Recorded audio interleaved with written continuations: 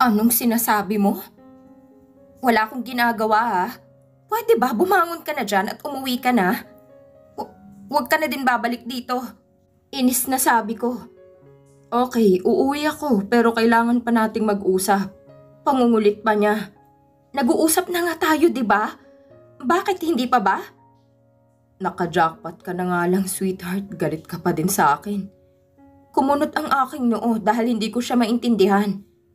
Anong jackpot bang pinagsasabi mo? Tanong ko. Nakangisi lang ito't mukha siyang presko sa paningin ko. Sweetheart naman, kahit lasing ako kagabi, natatandaan ko ba din yung ginawa mo sa akin? And I know na ikaw ang may gawa nito sa akin. Turo niya sa kanyang muka. And I know na kanina mo pa ako sinisilipan. Sabi pa nito in his manly tone, sabay kindat pa nito. Napangiwi na lang ako't nahiya dahil sobra na itong ginawa ko dahil physical ko na nga siyang sinasaktan. Hindi ko naman sinasadya ah. Kasalanan mo din naman kasi. Paano mo ba nalaman na dito kami nakatira? Sinusundan mo ba ako? Yeah, hindi talaga kita tinantanan kahapon. Natatakot akong mawala ka ulit sa paningin ko. Hanggang sa napainom na lang ako bigla nang makita kita na kasama mo yung Brandon na yan.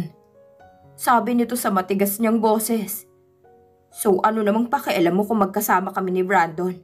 Ikaw na din mismong nagtulak sa akin para layuan ka. Pinakinggan mo ba ako noon? Nakinig ka ba sa paliwanag ko kahit minsan? Kahit minsan ay hindi ka nakinig. Bakit? Dahil sa wala akong halaga sa'yo. Hindi mo ako minahal, di ba? Pinaglaruan mo lang naman ako at pinagpustahan pa ng mga kaibigan mo.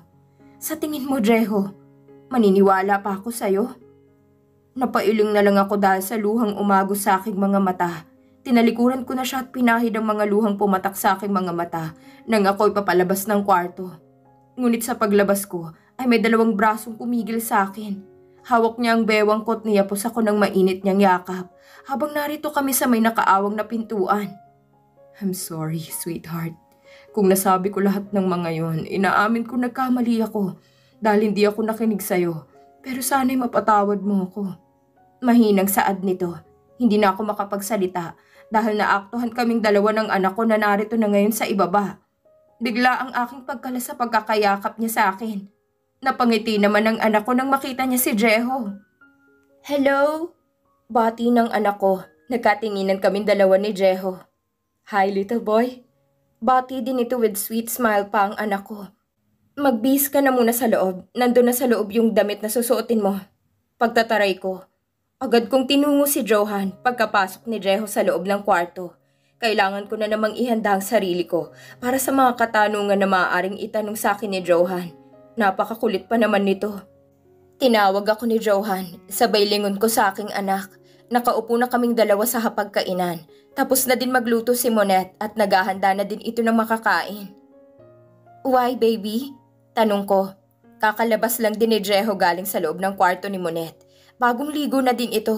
Napalunok na naman ako ng laway nang makita kong suot niya ang puting t-shirt ni Papa na saktong-sakto lang sa kanya. Bumakat na naman ditong makisig niyang katawan. Kahit na bagong ligo ito, napakadungis ng mukha nito dahil sa mga gasgas na natamo niya sa mukha na idagdag na din ng malaking bukol nito sa kanyang noo. Hi Mr. Handsome! Bati ulit ng anak ko. Hello little handsome boy? Sabay gulo ni Jeho sa buhok ng anak ko. Napahagik-hik naman sa tuwa ang anak ko. Tumabi naman si Jeho sa tabi ng upuan ni Johan. Hindi na talaga maialis ni Johan ang pagkakatitig niya sa kanyang ama na hindi niya alam na siya ang tunay niyang daddy. What happened to your face, Mr. Handsome? Kunot noong tanong nito kay Jeho. Napatingin naman si Jeho sa akin. Ganon din ang anak ko, pati na din si Monette. Lahat talaga sila sa akin nakatingin. Bakit ganyan kayo makatingin? Tanong ko. Johan, kumain ka na. Mamaya nariyan ng daddy mo. Naalala mo ba kung anong sinabi niya sa'yo kahapon? Napatingin ako kay Jeho sa biglaang pagkatahimik niya. Tila ba nasasaktan ito sa sinabi ko? Excuse me for a while. Pagsisingit ni Jeho, napatingin ang anak ko sa kanya. Hindi na din ako magtatagal rito. Aalis na din ako agad. Nalungkot ang anak ko pagkasabi nun ni Jeho. Until my next visit again. Kay Johan siya nakatingin. What is your name, little boy? Sabay pisil nito sa pisngi ng aking anak na si Johan, ngunit banayad lang. Johan po, magalang na sagot ng aking anak. Kailan ka po ulit bibisita dito? Malungkot nitong tanong. Hindi ako sigurado, Johan. Baka matagalan ulit akong bibisita sa'yo. Sabay tingin sa akin ni Jeho. I just wanna ask to Mama if it's okay with you to stay here even for a moment. I just wanna play a basketball together with you and my daddy Brandon. Natampal ko ang aking noo sa kadaldalan nito. Hindi ako makahindi sa kanya dahil magtatampo lang ito sa akin. Kalaunan pumayag na din ako na manatili si Jeho dito. Gagamutin ko muna ang kanyang sugat dahil yun ang request ng aking anak bago sila maglaro ng basketball sa labas ng bakuran. Alam ni Monet na galit ako kay Jeho, kaya nagpresenta itong siya na lang ang maggagamot sa mga sugat ni Jeho. Ngunit humindi ako dahil alam ko na naman ang binabalak niya. Napaka-agresibo pa naman ang babaeng yon. Narito kami ni Jeho sa taas ng kwarto ni Papa. Kinagamot ko na din ang kanyang mga gasgas sa mukha habang ang dalawa naman ay nag-aantay na sa labas ng bakura namin. Pigil hininga ang aking nararamdaman ngayon dahil kinakabahan ako. Nanginginig ka, sweetheart. Nasa boses nitong pag-aalala. Hindi naman, malamig lang siguro dito. Saad ko, kahit hindi naman malamig. Really, sweetheart? So what is this? Sabay pahid niya sa aking noo na may namumuong pawis. Ang dami mong napapansin. Huwag kang magulo para matapos na. Pagtataray ko sa kanya. I miss you, sweetheart.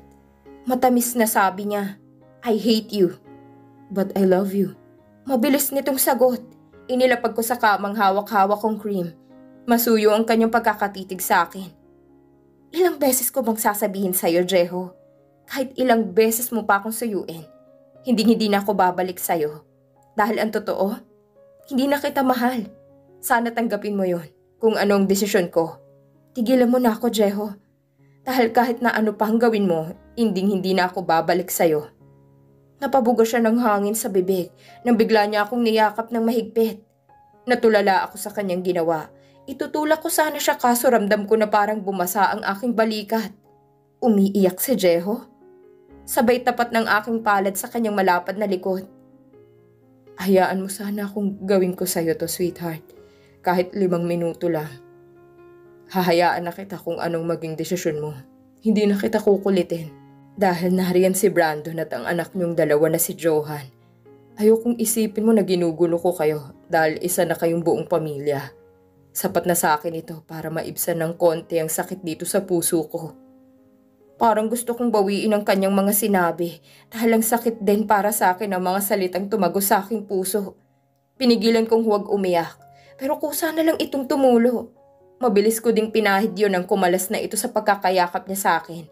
May konting luha pa din sa kanyang mga mata nang sulyapang ko siya. Hindi siya makatingin sa akin. Pagkusay ngumiti lang ito na nakayoko. Parang baliw lang. Huwag mo sanang mamasamain kung ihilingin ko sa'yo kahit kaibigan lang sana. Hiyang sabi nito, kaibigan? Kunot noo kong tanong. Yeah, huwag ka sanang magagalit. Kahit kay Johan na lang ako makipagkaibigan sana. Alam ko na hindi mo ko kayang tanggapin dahil ayaw mo na sa akin, kahit kaibigan lang. Para may rason ka para lang makapunta ka dito. No, that's not my reason. Sabay ngiti nito. Alam kong galit na galit ka sa akin dahil nasaktan kita ng labis. Pero sana kahit kay Johan na lang sana. Huwag mo sana siyang ipagkakait sa akin. Gusto ko talagang batang yun. Nakakatuwa siya at yun ang reason kay Real. Ngumiti ako ng tipid sa kanya. Parang wala na lang sa kanyang nangyari. Tulala lamang akong nakatitig sa kanyang muka nang magsalita ito. Kaya ako napakurap na lang. Sabay ngisi nito. Tila ako pang napahiya dahil sa ginagawa kong pagtitig sa kanya. Ang gwapo pa din niya, kahit may mga galos ito sa kanyang muka. Halika na, kanina pa naghahantay ang anak mo. Sabi nito sa preskong pananalita na parang walang anumang namagitan sa amin dalawa nung nakalipas na panahon. Pagkalabas ko ng bahay, nadatnan ko naglalaro na ang mga ito ng basketball. Ngunit hindi naman naglalaro ang anak ko. Nanunood lang ito sa dalawang naglalaro, sa dalawang ama ng anak ko. Ang isang tunay na ama at ang isang peking ama. Hindi ko alam kung kanino ba kumakampi si Johan, Pero hindi ko masisisi si Johan kung kay Jeho siya kumakampi dahil mas magaling itong mag-shoot ng bola. Ang galing talaga ng Jeho ko! Sabi ni Monet na pabigla-bigla ang dating nito na may daladalang tray na may lamang juice at pagkain na cookies. Ang galing niya mag-shoot, no? Napalunok ako bigla ng laway sa sinabi niya. Ganon din kaya siya kagaling mag-shoot sa gabi? Makascore nga din sa kanya. Sabay halakhak nito.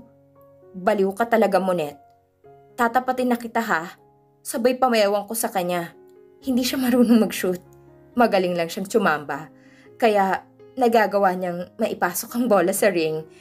Tsaka kung may bala kang magpa-shoot sa kanya, huwag mong susubukan dahil magsisisi ka lang. Bakit naman? Kasi ang totoo, maliit talaga. Yung kanya. Ganito sabay sukat ng aking daliri na ikinatulala naman ni Monet. Napahawak pa ito sa kanyang bibig. Kaya kay Brandon ka na lang magpa-shoot. Mas mahaba pa yun. At syak na mabubuntis ka agad. Sabi ko, anong sinabi mo kay Ril? Kasabay yun ang paglingon ko sa aking likuran. Ang sama ng templado ng mukha ni Jeho sa akin. Biglang lumakas ang kabog ng aking dibdib nang makita ko siya. Patay ka dyan kay Ril, sabi ni Monet. Ano kasi, mali yung narinig nyo. Wala akong sinasabi Wala akong sinasabi na kinakabahan kong sabi kaya hindi ko na naituloy pang sabihin. Na ano? Tanong ni Brandon. Napatingin ako kay Jeho. Ang sama-sama ng templado ng kanyang muka. Wala naman kasi akong sinasabi. Nag-uusap lang kami ni Monet. Palusot ko pa. Ngunit tuluyan ng binitawan ni Jehong hawak-hawak nitong bola at tinungo na niya si Johan para tulungan ng ma-shoot ang maliit niyang bola. Tinawag pa ni Monet si Jeho para magmerienda, ngunit abala ito sa kanyang anak. Hindi ko alam kung ano ang kanilang pinag-uusapan habang tanaw ko sila sa kalayuan. Hindi ko man naririnig ang pag-uusap ng dalawa pero alam ko nagpapaalam na ito. Sabay na nagtungo ang dalawa patungo dito sa kinaroroonan namin. Wala sa sariling hindi ako mapatingin kay Jeho at kay Monet. Ramdam ko na namamaalam na ito na aalis na. Hindi man lang niya ako magawang sulyapan man lang. Tila nagtatampo ito sa akin. Dahil ba sa sinabi ko na biro lang? Nakaramdam ako ng lungkot dahil tuluyan nang nakaalis ito. Mama, napatingin ako kay Johan. Why baby? Ngiting tanong ko. Nag-aaway po ba kayong dalawa ni Daddy Je? Nagkatinginan kaming dalawa ni Monet. Tapos sa sinabi ng aking anak. Nagkibit-balikat na lamang kaming dalawa. No baby. Ano bang sinabi niya sa'yo? Wait, dito ka lang ha? Paalam ko sa anak ko. Hinabol ko si Jeho kung saan ito lumabas ng gate. Nadatnan kong kausap nitong pulis. Pasakay na ito nang matapos silang mag-usap. Jeho! Tawag ko sa kanya pero nakapasok na ito sa kanyang sasakyan. Nalungkot ako dahil hindi niya ako pinapansin. Hindi ba't ito naman ang gusto ko? Ang layuan na niya ako. Bakit parang ako pang habol ng habol sa kanya? Kanina pa ako nag-aantay dito sa kinatatayuan ko. Ngunit wala ata itong balak na lumabas sa kanyang sasakyan. Balak ko na din bumalik sa loob ng bakuran nang may biglang nagtawag sa aking pangalan. Humarap ako at patungo na siya dito sa kinaroroonan ko. Biglang lumakas ang kabog ng aking dibdib nang makalapit na siya sa akin. Tinawag mo ba ako kanina? Hindi ako makapagsalita dahil natulala na lang ako sa kanyang harapan. Hey, sabi nito sabay hawak niya sa balikat ko. Are you listening? Oo. Sorry, nakalimutan ko tuloy mag-sorry sa'yo. Sabi ko. Yun lang ba? Kaya mo ko tinawag? Tumango ako. Okay lang sa akin yun kay Ril, kahit ilang beses mo pa ako saktan. Hindi naman kita masisisi. Sige, I have to go. Paalam nito sa malamig niyang boses. Yun lang pagkatapos ay umalis na din ito. Narito pa din ako sa labas ng gate. Inaantay ang pag-alis niya. Nakaramdam na naman ako ng lungkot ng tuluyan na nga itong nawala sa aking paningin. Nakakalungkot naman isipin na dito na lang magwawakas ang aming pagmamahalan. Bakit parang ang dali-dali lang sa kanya na makalimot at mukhang hindi naman ito nasasaktan. Gano'n na lang ba niya ako kadaling bitawan? Iniisip ko tuloy na hindi naman niya talaga ako minahal. Tanghali na nang magtungo ako sa restaurant. Namataan ko ang mami ni Jeho. Narito siya ngayon kumakain mag-isa. At di niya inaasahan ang aking pagdating habang patungo ako sa aking opisina. Nagulat ito sa pagkakita niya sa akin. Abala ko ngayon sa aking laptop habang nire-review ang kita ko dito sa restaurant. Ramdam kong kasiyahan dahil mas lalo itong lumalago. Napatayo ako bigla sa aking kinauupuan nang may biglang kumatok. Nakalakas ang pinto, kaya kailangan ko pang buksan ito. Bumungad sa akin si Jane, ang cashier dito sa aking pinamamahalaang restaurant. Bakit, Jane? Kunot noo kong tanong. Ma'am, may isa po kasing customer doon, nagwawala po't nagre-reklamo kung bakit may buhok daw po yung kinakain niya. Nanginginig na sabi nito. Nilak ko agad ang pinto at dali-daling nagtungo sa mismong sinasabi ni Jane. Tumaas ang aking dugo nang makita kong mami ni Jeho. Hindi nga ako nagkakamali dahil siya nga. Alam ko na talaga na ganitong mangyayari pero pinaghandaan ko na ito. Excuse me. Isang malakas na sampal ang dumapo sa aking pisngi. Pagkalapit ko sa kanya at nakaramdam ako ng hapdi na tila nagkaroon pa ng sugat dahil sa isang matigas na bagay na dumapo sa kaliwa kong pisngi. Napahawak ako doon dahil naramdam kong hapdi nito. May bahid ng dugo sa aking palad nang makita ko yon. Nag-igting ang aking panga sa galit dahil bigla ang pagsampal nito sa akin. Nagulat pang mga tao dito sa loob ng aking restaurant dahil aktong nakita nilang pagsampal sa akin. Ngiting napaharap ako sa kanya. Pero dahil sa kakapalan ng kanyang muka ay muli na naman niya akong sasampalin sana. Pero may biglang sumalo sa kamay niya upang hindi matuloy ang pagsampal nito sa akin. Sabay bitaw ng kamay nito sa pagkakahawak ng lalaki sa kamay ni Mrs. Saavedra. Napatingin ako sa kanya. Hindi ko siya kilala dahil bago lang siya sa aking paningin. Yun lang ba ang kaya mong gawin, Mrs. Saavedra? Pagdidiin ito sa pangalan niya.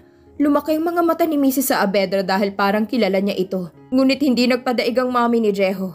Nginisian lang ni Mrs. Saavedra ang lalaking hindi ko kilala na hindi ko maialis ang aking paningin. Ang lalaking nagligtas sa akin. May itsura naman ito gaya ng kay Jeho. Ngunit mas bet ko pa din si Jeho. Hindi pa tayo tapos, Kyrell? Matigas na sabi nito na tila nagbabanta na naman ito sa akin.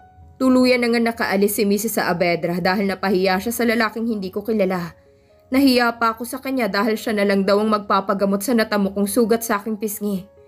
Sabi niya matagal na daw niya akong kilala, pero sabi ng isip ko ngayon ko lang siya nakita. Makakaganti ka din sa wakas dahil narito na ako ngayon para tulungan ka sa paghihiganti mo kay Mrs. Saavedra. Sabi nito na hindi ko maunawaan ang kanyang mga sinasabi. Kinabahan ako bigla dahil hindi ko naman siya kilala. Pero mukha naman itong mabait dahil sa malasakit niya sa akin at pinagtanggol niya ako sa bruhang matandang yun. Sana makulong ng mami ni Jeho. Kahit na masaktan pa siya ay wala akong pakialam na dapat siyang magbayad ng kasalanan at hindi ang aking ama. Narito kami sa opisina kasama lalaking tumulong sa akin. Luke ang pangalan niya. Siya na din ang nagpresentang gumamot sa aking pisngi. Nang magamot na niya ang aking natamong sugat sa pisngi, inaya pa niya akong kumain kami sa labas. Kahit meron naman dito sa restaurant, agad naman akong pumayag na sumama sa kanya dahil kilala naman daw niya si Don Escobar. Mabait naman si Luke sa akin. Pagkalabas namin dito sa restaurant, hindi ko inaasahan na makakasalubong namin si Jeho, kasama si Cassie. Nakahawak pa man din si Luke sa aking bewang na matawang nakatingin din doon si Jeho. Long time no see, Jeho. Si Luke ang unang bumati, bagamat sa akin lang nakatingin si Jeho. Unti-unti naman ang pagbaba ng mukha ko dahil hindi ko kayang sabayan ang paninitig niya sa akin. Sobrang lakas ng kaba ng nararamdaman ko ngayon. Bakit ngayon pa nakasama ko pa si Luke? Hindi ko din alam kung bakit kilala ni Luke si Jeho. Hanggang ngayon ba'y hindi ka pa rin nagbabago? Sabi nito. Who told you? Tanong ni Jeho sa galit na boses. I will not change as long as you live. Sagot niya, napaangat ang mukha ko. Okay, tipid na sagot ni Luke. Napatingin ito sa akin at nagkibit-balikat na lamang ito. Hindi ko alam kung may alitan ba ang dalawa. Napahawak si Cassie sa braso ni Jeho upang awatin ito dahil iba pa naman kung magalit si Jeho. Lahat ng madampot nito'y sisirain niya at baka mag-away pa ang dalawa dito sa harapan ng aking restaurant. Let's go, Kyrell. Pag-aya nito, hindi ko magawang sulyapan si Jeho. Dahil parang mangangain ito ng buhay. Sa talimba naman ng mga mata niya ay parang mahuhubarang ka na sa paninitig nito. Dinig kong nagtalo pa ang dalawa at hindi ko alam ang dahilan ng pagtatalo ng mga ito. Magkakilala kayo ni Jeho? Tanong nito sa akin na ako dapat ang magtatanong dahil may alitan ata ang dalawa. Patungo kami ngayon sa sinasabi niyang lugar na magandang kainan. Napatingin ako sa kanya, ngumiti ito ng tipid. Iba kasing tingin niya sa'yo. Sorry if I ask you. I think he likes you and maybe much more than that. Sabi nito.